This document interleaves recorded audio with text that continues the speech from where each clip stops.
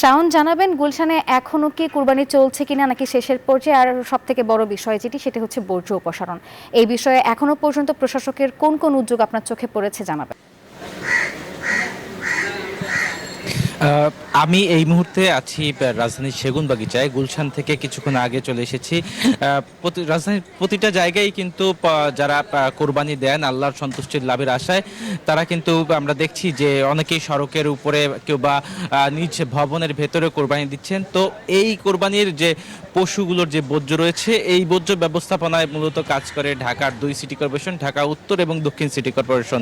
আমরা যতদূর জানি যে 2 সিটি কর্পোরেশনের প্রায় 20,000 পরিচ্ছন্নতা কর্মী কিন্তু এই বর্জ্য অপারেশনের কাজে নিয়োজিত রয়েছেন।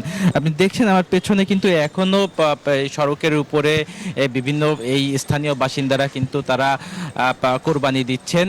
এই কোরবানি দেওয়ার পরে এই পশুর যে বর্জ্যগুলো থাকবে, সেই বর্জ্যগুলোর অপসারণের কাজেই মূলত এই সিটি কর্পোরেশনের পরিচ্ছন্ন কর্মীরা নিয়োজিত রয়েছেন। পাশাপাশি আপনাকে আরও জানিয়ে রাখি যে 2 সিটি কর্পোরেশনের যান্ত্রিক বিভাগ এবং পরিবহন বিভাগ সকল কর্মচারীদেরই কিন্তু এই ঈদুল আজহা উপলক্ষে তাদের ছুটি বাতিল করা হয়েছে। তারা কিন্তু এই বর্জ্য অপসারণের কাজে সবাই নিয়োজিত থাকবেন। আমরা যতদূর জেনেছি 2 সিটি কর্পোরেশনের প্রশাসক বেলা বিকেল 3টার দিকে এই যে বর্জ্য অপসারণের যে কর্মসূচি, সেই কর্মসূচি তারা উদ্বোধন করবেন। পাশাপাশি এই বর্জ্য অপসারণের পাশাপাশি জীবাণু নিষ্ক্রিয় করার জন্য যথেষ্ট জীবাণুনাশক এবং ব্লিচিং পাউডার সহ বিভিন্ন প্রয়োজনীয় জিনিসপত্র কিন্তু দেয়া হবে 2 সিটি কর্পোরেশনের পক্ষ থেকে। পাশাপাশি আমরা জেনেছি যে সিটি কর্পোরেশনের যারা প্রশাসক তারা বলছেন যে মাইকিং করার পাশাপাশি যে মসজিদের যে ঈদের জামাতের পর আগে খুতবা অনুষ্ঠিত হয়েছে, তাদের মাধ্যমেও কিন্তু এই বর্জ্য অপসারণের যে সচেতনতা, সেই সচেতনতা কিন্তু চালানো হয়েছে, যাতে যত্রতত্র তারা যাতে কেউ পশুর বর্জ্য না ফেলে, সঠিক জায়গায় রাখে, যাতে সিটি কর্পোরেশনের যারা পরিচ্ছন্নতা কর্মী রয়েছেন তারা যাতে এই বর্জ্যগুলো সংগ্রহ করে নির্দিষ্ট স্থানে ফেলতে পারেন। আমরা যতদূর জেনেছি যে এই ঈদুল আজহা উপলক্ষে রাজধানীতে প্রায় 7 লাখ পশু কোরবানি হতে পারে। সেই 7 লাখ পশু কোরবানির প্রায় 50,000 টনের বেশি বর্জ্য হবে। সেই বর্জ্যগুলো মূলত ঢাকার যে আমিনবাজার ডাম্পিং স্ট্যান্ড রয়েছে বর্জ্য ফেলার, সেখানে এই বর্জ্যগুলো ফেলা হবে এবং সেখানে এগুলো ধ্বংস করা হবে। এই ছিল আমার কাছে সর্বশেষ সংবাদ। আমাদের সহকর্মী চট্টগ্রামে জয় আছেন, আমরা সরাসরি সেখানে চলে যাব আরও খবর জানাতে।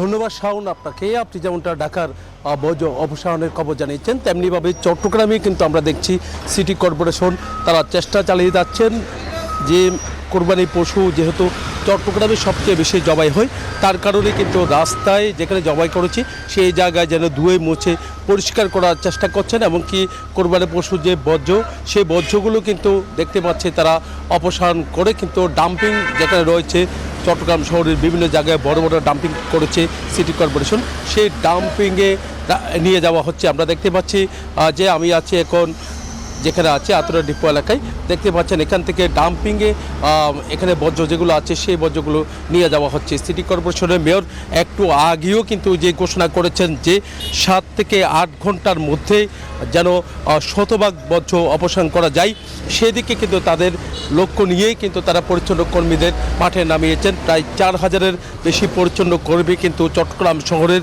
বিভিন্ন অলিগলিতে তারা কাজ করছেন, বিভিন্ন জায়গায় কাজ করছেন।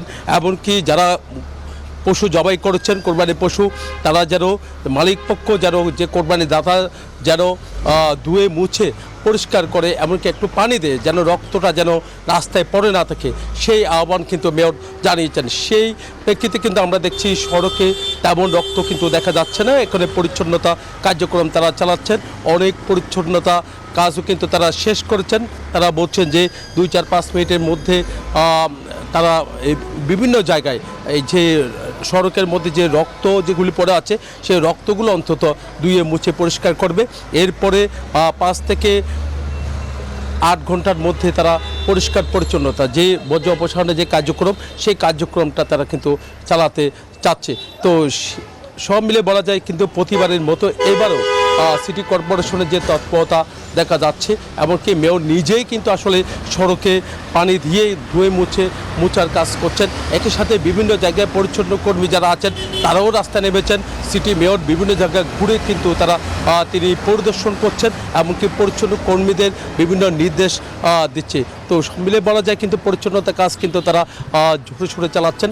একই সাথে দ্রুত সময়ের মধ্যে যে বর্জ্য অপসারণ যে টার্গেট নেওয়া হয়েছে সেই টার্গেট অনুসারে তারা শেষ করতে পারবে বলে আমাদেরকে জানিয়েছেন। এই ছিল আমার এখানকার সর্বশেষ। ফিরে যাচ্ছি স্টুডিওতে আপনার কাছে। জয় এবং শাওন, আপনাদেরকে ধন্যবাদ। বান্ডেল থাকলে প্রতি সেনমানিতে টাকা বাঁচবে। বিকাশ সেনমানি বান্ডিল কিনে জিতুন প্রতি লেনদেনে।